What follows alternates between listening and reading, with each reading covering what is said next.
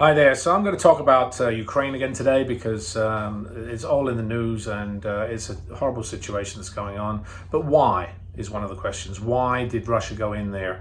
Was it for the land? Was it because of Nazi insurgencies in Ukraine? Was it because the West was actually getting too close to Ukraine? What was the reason? And I think everybody has their own reason regarding it. And I found this particular speaker very interesting because it's a totally different point of view that I hadn't heard before, and I think you should listen to it.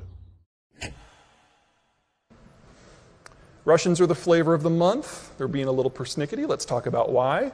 They're dying out too. Two particular problems are on the short-term forecast for the Russians. First things first, here's your draftable age. At age 18 to 20, in 5 years, the number of potential draftees will drop by half.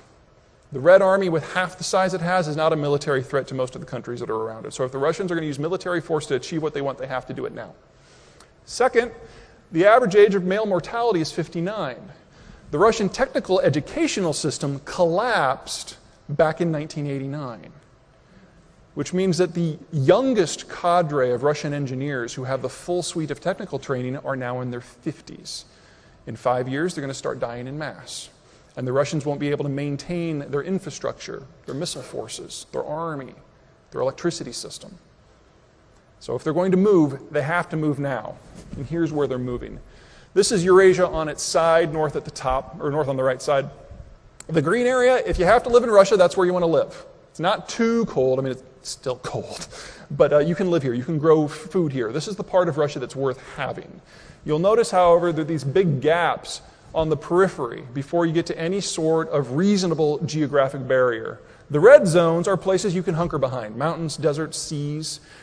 What the Russians have always tried to do is to expand to that outer shell and then plug the access points, these gaps.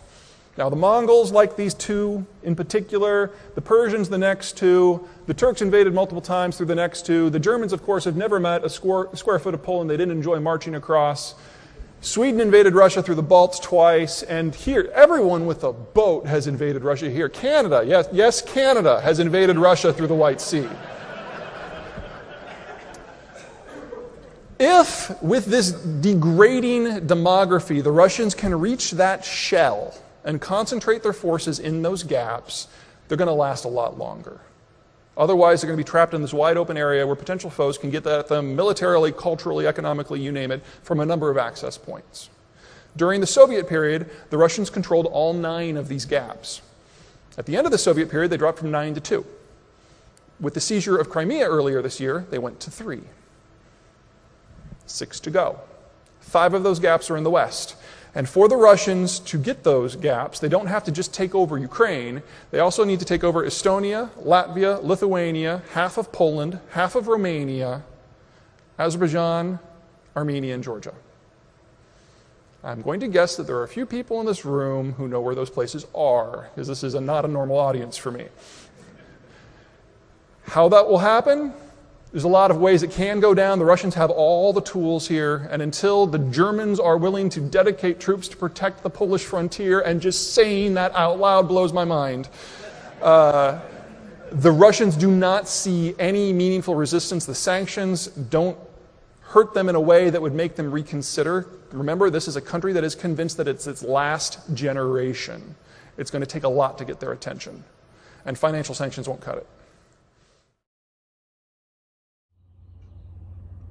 So, what do you think?